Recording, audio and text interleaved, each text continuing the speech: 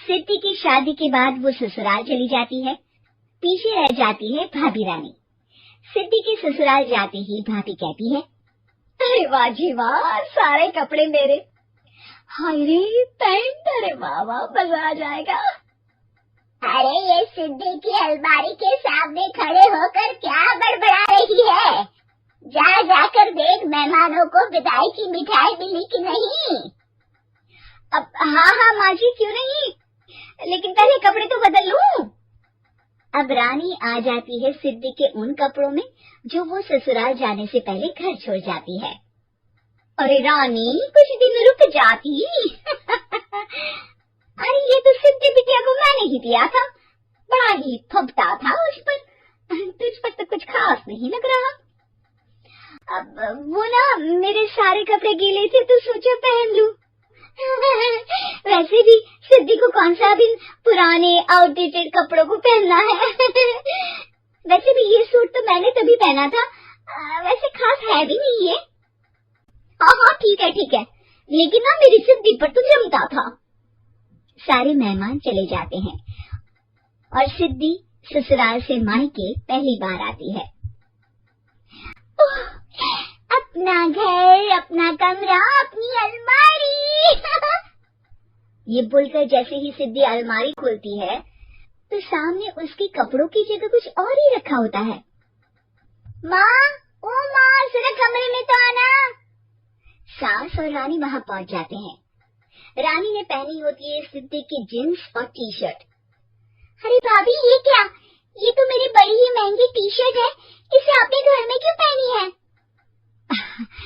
अरे बहुत मिलती है दीदी ये चौक की मार्केट में, 150 में। ओ भाभी प्लीज, ये एरोपोस्टल है, 2000 की एक टी शर्ट। ओहो, 2000 में तो दीदी 4 साड़ी आ जाए। अब क्या बोलूं भाभी, ये मेरी अलमारी में छोटू के कपड़े, तो मेरे कपड़े कहाँ हैं? मेरी अलमारी में? अब दीदी आपको कौन से पुराने कपड़े पहनने थे? माना भाभी, लेकिन मैं जब घर आती तो यही सब पहनती ना। अरे तुम तो बड़ी कंजूस हो दीदी। खैर वक्त आता है जब सिद्धि ससुराल के लिए रवाना हो रही होती है। अरे रानी, अंदर से सिद्धि का गिफ्ट ले आ, लड़की पहली बार ससुराल से मायके आई है। रानी अंदर जाती है और एक सिंपल सी साड़ी लेकर बाहर आ जाती है। ये लीजिए माँ जी। सास बेटी को गिफ्ट देकर ससुराल भेजती है। अगले दिन रानी एक सुंदर सी साड़ी पहनकर सामने आती है।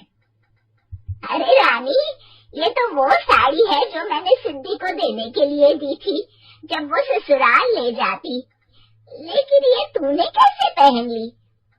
अरे माँ जी, ये साड़ी तो मुझे बहुत पहले से ही पसंद थी, लेकिन चिंता ना करिए, मैंने सिद्धि के लिए भी अच्छी सी साड़ी दी है। हाँ।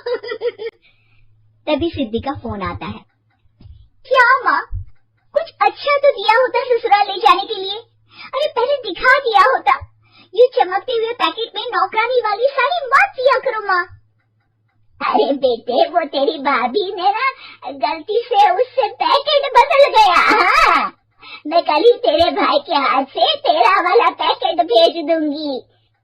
अरे रहने दो माँ, आई एम श्योर भाभी ने अभी वही साड़ी पहनी होगी जो तुमने मेरे लिए रखी थी। तुम तो समझ नहीं पाई उनको। खैर छोड़ो, मैं ज्यादा बोलती अच्छी नहीं लगती, रहने दो, आपको उन्हीं के साथ रहना है, फिर बात करेंगे। सास को रानी पर गुस्सा आ जाता है। वो उसके कमरे में जाती है जहाँ वो शादी का एल्बम देख रही होती है। रानी, मार्केट जाकर एक ऐसी ही साड़ी लेकर आ, कल प्रतीक जाकर सिद्धि के घर दे आएगा। अरे क्यों माँ जी, कितनी साड़ी देनी है दीदी को? यहाँ कोई सेल लगी है क्या?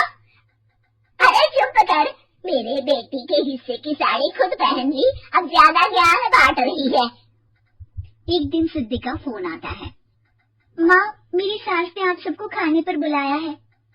सारे लोग सिद्धि के ससुराल पहुँचते हैं। खाना खाकर वो लोग निकल रहे होते हैं कि सिद्धि की सास सभी को गिफ्ट देती है। अरे बहन जी, बेटी के घर का खाना खा लिया, यही बहुत है जो आप ऊपर से गिफ्ट भी दे रही है। अरे बहन जी, आप भी कहाँ इन बातों पर विश्वास कर रही हैं।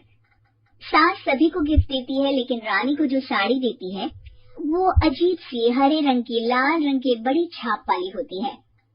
अरे छी, ये कौन पहनेगा?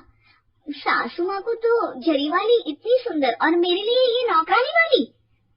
अरे भाभी, दरअसल मैं जब भी घर आती थी आप वापसी में ऐसी ही साड़ी देती थी ना, तो माँ ने सोचा कि आपको आपकी पसंद की ही साड़ी क्यों न दी जाए।